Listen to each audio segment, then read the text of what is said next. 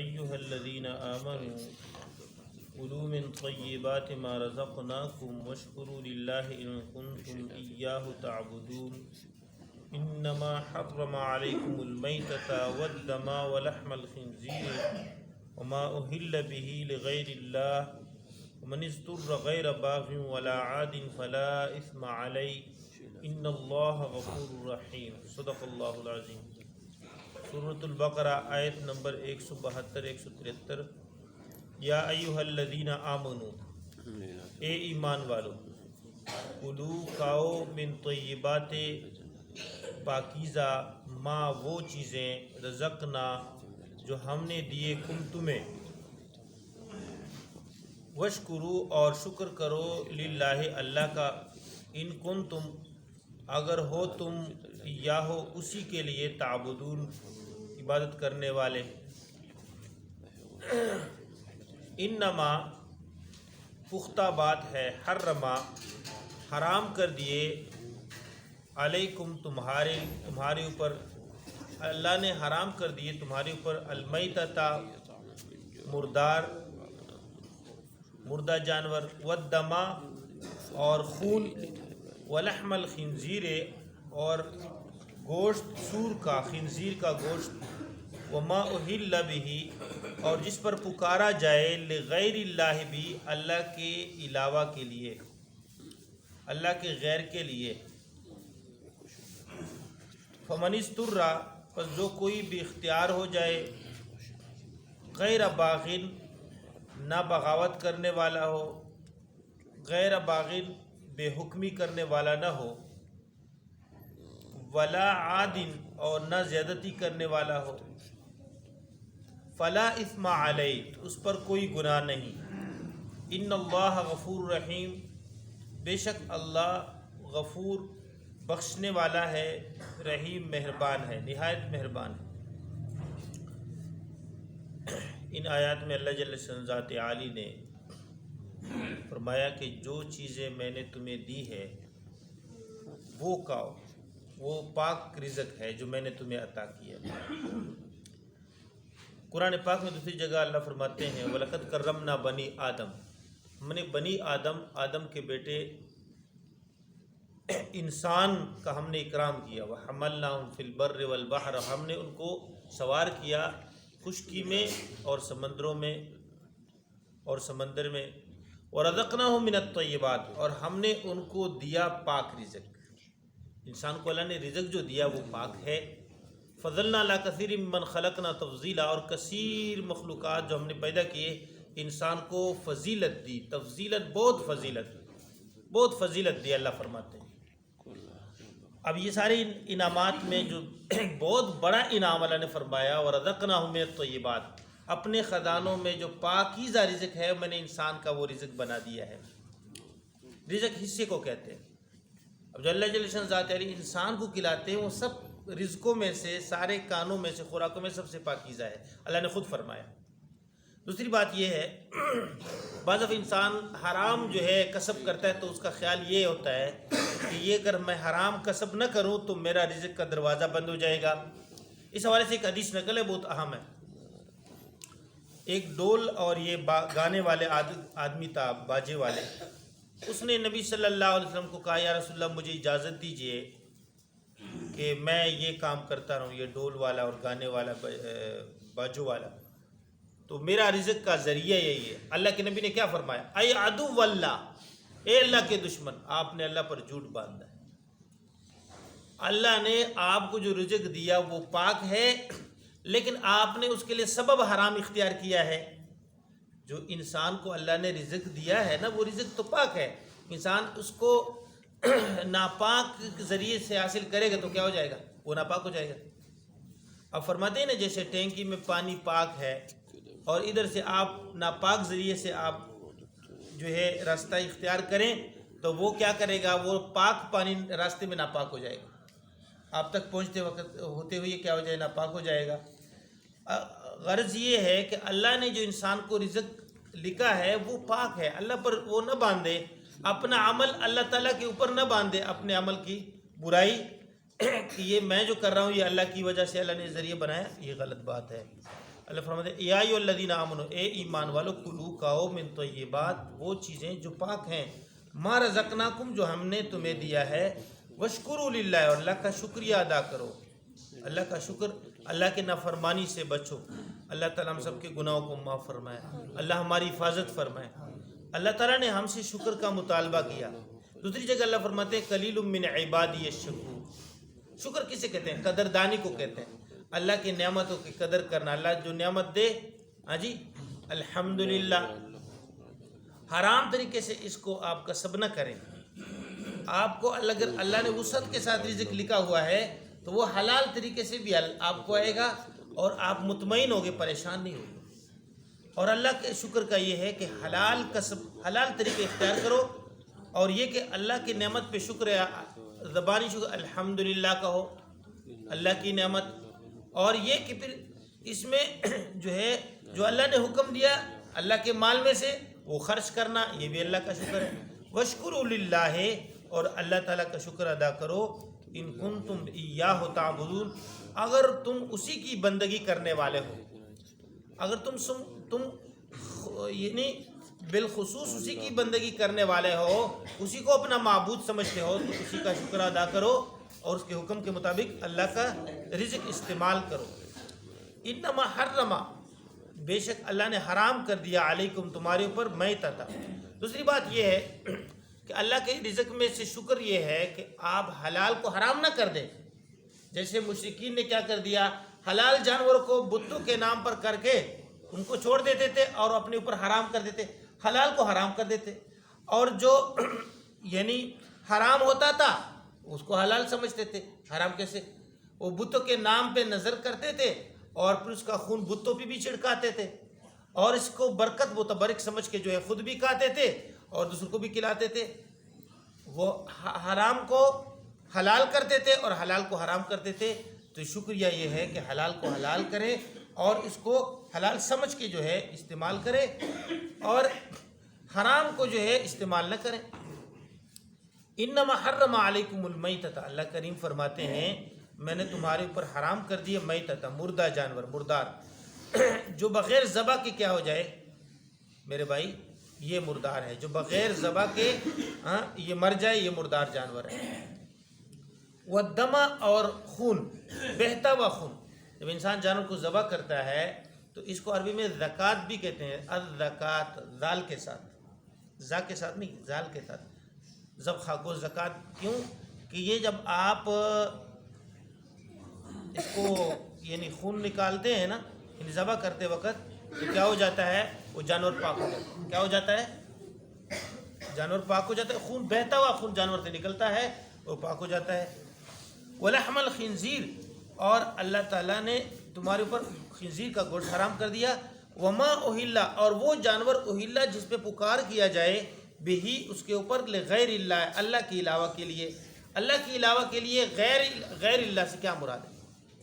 اللہ کے علاوہ کیا ہے؟ جتنی بھی مخلوقات ہیں وہ اللہ کے علاوہ ہیں۔ اب بت بھی اللہ کے علاوہ ہیں، اور اللہ کے علاوہ اگر نبی اور ولی کو بھی آپ اللہ کے ساتھ شریک کر دینا تو وہ بھی غیر اللہ ہے، وہ تو اللہ تو نہیں ہے نا، ہاں جی، وہ بھی غیر اللہ ہے۔ دیکھو اللہ کا ولی اور اللہ کا نبی تو اللہ کی وحدانیت کی دعوت دے رہا ہے، اگر آپ اس کو اللہ کے ساتھ شریک کر دو گے تو وہ تو اللہ تو نہیں بن جاتا۔ اب غیر اللہ بھی سمجھو نا، بعض لوگ کہتے ہیں کہ یار یہ تو ولیوں کو اور نبیوں کو غیر سمجھتے ہیں، وہ تو اللہ کے اپنے ہیں۔ اب روافظ کیا کہتے ہیں، اہل تشیع، کہ حسن اور حسین رضی اللہ تعالیٰ عنہما ہمارے آنکھوں کی ٹھنڈک ہے، اور جو ہے اہل سنت والجماعت مسلمانوں کے سمجھو کہ دلوں کے اندر ان کی محبت ہے، لیکن اس کا مطلب نہیں کہ وہ دونوں خدا ہیں۔ وہ کہتے ہیں یہ تو غیر تو ہے نہیں، اللہ کے غیر، بھئی غیر سے مراد اجنبی نہیں ہے، غیر سے مراد یہ ہے جو اللہ کے علاوہ ہو۔ کیا معنی؟ ایک اللہ کی ذات مخلوق، خالق، اور ایک مخلوق ہے، جو جتنی بھی مخلوق ہے، انبیاء، صدیقین، شہداء، صالحین، وہ غیر اللہ، غیر کا مطلب اللہ کے علاوہ ہے، یہ نہیں کہ اللہ کے اعوذ باللہ اللہ کے اجنبی اور اللہ کے دشمن ہے۔ غیر کا یہ معنی نہیں ہے، غیر کا یہ معنی نہیں ہے۔ شیطان کیسے انسان کو شرک میں مبتلا کرتے ہیں، یار یہ تو اللہ کے ولی ہے، تو تو جب اللہ کے ولی ہیں تو یہ اللہ کے ساتھ ولا خدائی میں شریک ہو گئے. جو مشرک تو یہی عذر پیش کرتے تھے ما نعبدهم الا ليقربونا الى الله زلفا، ہم اس وجہ سے بات کرتے ہیں کہ یہ ہم اللہ کے قریب کرتے ہیں. ہؤلاء شفعاؤنا عند اللہ، یہ کل قیامت کے دن ہمارے اللہ کے ہاں سفارش کریں گے. اب اس کا مطلب ہے کہ اس کی عبادت کرو، اس کے لیے سجدہ کرو، سجدہ عبادت، اور اس کے نام پہ ذبح کرو. یہ غلط ہے، توجہ کریں. اب فرماتے ہیں کہ ایک آدمی دل میں کیا نیت ہے کہ یہ جو میرا جانور ہے یہ میں نے فلانا پیر صاحب کے نیت پہ میں کیا کر رہا ہوں، اس کے نام کر رہا ہوں. دل میں یہ ہے تاکہ میں اس کے قریب ہو جاؤں. ٹھیک ہے، اور وہ پھر میں اس کی روح میری طرف متوجہ ہو جائے اور وہ میری مدد کرے گا، یا فلانا نبی یا فلانا ولی. اب اس پہ آپ ذبح کرتے ہو تو اللہ اکبر کہتے ہو، تو یہ بھی غیر اللہ میں آ جاتے ہیں. بات توجہ، پوری بات سمجھیں. ایک آدمی اللہ کے نام پر جانور ذبح کرتا ہے اور کہتا ہے کہ میں اللہ کے لیے ذبح کرتا ہوں، اللہ کے لیے ذبح کرتا ہوں، اور اس کا ثواب پھر اولیاء کرام صدیقین شہداء صالحین، یہ اس سال ثواب ہے. اس کا انکار نہیں ہے. یہ اللہ کے نام پہ ذبح کرتا ہوں تاکہ میں اللہ کے قریب ہو جاؤں، اور پھر اس کا ثواب اپنے والدین اولیاء نبیوں کہ کیا کرتا ہوں، اصال ثواب کرتا ہوں. یہ منع نہیں ہے، یہ منع نہیں ہے. نبی صلی اللہ علیہ وسلم نے بھی اس طرح ذبح کیا کہ نہیں؟ ہاں، اللہ کے نام پہ ذبح کر کے پوری امت کے لیے، یہ پوری امت کی طرف سے ہے. سمجھ آئی؟ یہ جو پوری بات سمجھے. اب ایک آدمی اس وجہ سے غیر اللہ کے نام پہ، وہ ولی ہے، نبی ہے، کہتے میں اس کے قریب ہو جاؤں، اس کی روح میری طرف متوجہ ہو جائے، اور اس پہ پھر اللہ کا نام لے، تو یہ حرام ہے. قربت اللہ کی اور اللہ کی رضا اور اللہ کا حکم اور اللہ کے لیے اور اللہ کے نام پہ ذبح کرنا اور اللہ کے لیے نامزد کرنا، اور پھر اس کا ثواب آپ سب کو، پوری دنیا کو، جتنے اللہ کے مقربین اولیاء ان کے اصال ثواب کریں، تو وہ الگ چیز ہے. یہ حرام نہیں. یہ حرام ہے کہ آپ غیر اللہ کے نام پہ نامزد کر کے کہیں کہ میں غیر اللہ کے قریب ہو جاؤں، غیر اللہ کے قریب ہو جاؤں، اس کی روح میری طرف متوجہ ہو جائے، میرے مسائل حل کرے، میری مدد کرے، میری دعا یعنی قبول کرے اور مجھے ہدایت دے، اور اس کو اللہ کے ساتھ آپ شریک سمجھتے ہو. تو یہ ایسا ہے، فرماتے ہیں جیسے کتے اور خنزیر پر اللہ کا نام لیا جا رہا ہے. کیوں؟ شرک نجس ہے. اور یہ دیکھیں شرک نجس ہے نا، اور خنزیر بھی نجس ہے. اگر آپ نے کسی جانور کو غیر اللہ کے لیے نامزد کر دیا تو یہ نجس ہو گیا. اس کا یہ مطلب نہیں کہ ہم غیر اللہ کی اللہ کے ولیوں کی گستاخی کرتے ہیں، یہ دھوکہ بازی ہے. ٹھیک ہے نا. اللہ کے ولی، اللہ کے نبی، وہ اللہ کے دوست ہیں، سارے اللہ کے دوست ہیں، لیکن یہ جو ذبح ہے یہ عبادت ہے. اب جیسے نبی صلی اللہ علیہ وسلم کی میں نے آپ کو بتایا، حضور نے فرمایا کہ زید بن عمر بن نفیل کو میں نے جنت میں دیکھا. کہاں دیکھا بھائی؟ جنت میں دیکھا. سعید بن زید، سعید وہ صحابی ہے جس پہ حضور پاک صلی اللہ علیہ وسلم نے 10 صحابہ میں ایک صحابی ہے جن کے متعلق حضور نے فرمایا یہ جنتی، یہ جنتی، یہ جنتی. سعید کے والد تھے زید. حضور نے فرمایا کہ میں نے ان کو جنت میں دیکھا. اور یہ دعوت کے زمانے سے پہلے گزرے تھے. دعوت کے زمانے سے، جاہلیت کے زمانے میں مشرک جب بتوں کے نام پہ جانور ذبح کرتے تھے، اور بت کون تھے؟ اسماعیل علیہ السلام کے بت تھے، ابراہیم علیہ السلام کے بت تھے، تاکہ ہم ان کے قریب ہو جائیں، وہ ہماری طرف توجہ کریں گے، وہ اللہ کے ولی ہیں. اچھا، وہ ذبح کرتے، وہ کیا فرماتے تھے کہ بھائی جانور کو جس ذات نے پیدا کیا ہے اللہ، اور جس ذات نے اس کے لیے چارہ جو ہے پیدا کرتا ہے، اس ذات اللہ کے نام پہ ذبح کرو. تو یہ دوسروں کو دعوت دیتے تھے اور خود موحد تھے. حضور نے فرمایا کہ میں نے زید کو جنت میں دیکھا. اب پوری بات سمجھیں.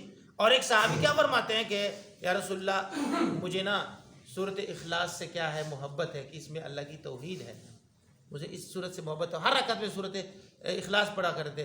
حضور نے فرمایا ان قریب اس سورت کی محبت آپ کو جنت میں لے جائے. تو توحید سے محبت کرنا، اللہ کی وحدانیت سے محبت کرنا، یہ ولیوں اور نبیوں کی گستاخی نہیں ہے، یہ دھوکہ بازی ہے، دجل ہے. تو یہ کہنا کہ بھائی صرف بت اللہ کے غیر ہے، ولی نبی اللہ کے غیر، بھائی اللہ کے غیر سے دشمن مراد نہیں ہوتا ہے. اللہ کے غیر سے مراد اللہ کے علاوہ، اللہ کی مخلوق، وہ سارا اللہ کے علاوہ ہے. غیر عربی کا لفظ ہے، اس کا معنی سوائے اللہ. غیر کا معنی اجنبی کہنا یہ نہیں، سوائے اللہ، نبی، ولی، صدیق، شہداء یہ اللہ کے دوست ہیں لیکن اللہ کے علاوہ ہیں۔ توجہ کریں، فرمایا وما اہل بہ لغیر اللہ، اور جس پر پکار کیا جائے لغیر اللہ بھی، اللہ کے علاوہ کے لیے۔ تو میں نے کیا بات کی کہ جو آدمی شرک کرتا ہے تو وہ شرک کرنے کی وجہ سے وہ چیز نجس ہو جاتی ہے، اور اس کو ذبح کرنا ایسا ہے اللہ کے نام پہ شرک کر کے، اس کو غیر اللہ کے لیے نامزد کر کے پھر اللہ کے نام پہ ذبح کرنا ایسا ہے جیسے کتے پر آپ نے چھری رکھی اور کہتے ہو بسم اللہ اللہ اکبر اللہ اکبر اللہ اکبر اور آپ ذبح کرو، کتے کا گوشت حلال ہو جائے گا؟ تو وہ نجس ہے نا۔ اس طرح آپ نے خنزیر ذبح کر رہے ہو بسم اللہ اللہ اکبر اللہ کے نام پہ، تو اللہ کے علاوہ کے لیے کسی چیز کو نامزد کرو گے تاکہ اس کی روح میری متوجہ ہو جائے، وہ مجھ سے راضی ہو جائے، اللہ کی رضا مقصود نہ ہو یا اس کو اللہ کے ساتھ شریک ٹھہرا رہے ہو، تو یہ ایسا ہو جائے گا جیسے آپ نے اس کو ذبح کر دیا ہے، نجس ہو جائے گا۔ ما اہل بہ لغیر اللہ، اور جس پر پکار کیا جائے اللہ کے علاوہ کے لیے، فمن استر غیر باغ، پس جو آدمی مجبور ہو جائے، اختیار ہو جائے، غیر باغ، بغیر نافرمانی کرنے والا۔ کیا مطلب؟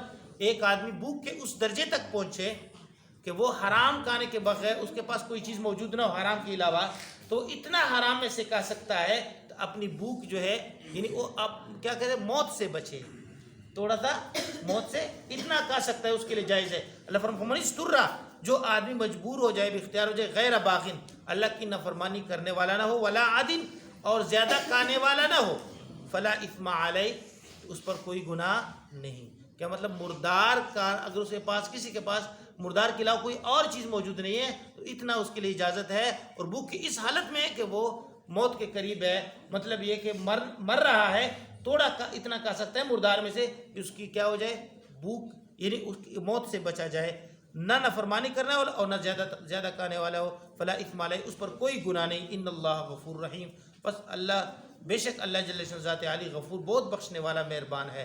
اللہ تعالیٰ ہم سب کے گناہوں کو معاف کر دے، اللہ تعالیٰ شرک سے ہماری حفاظت فرمائے۔ دعا کریں آمین۔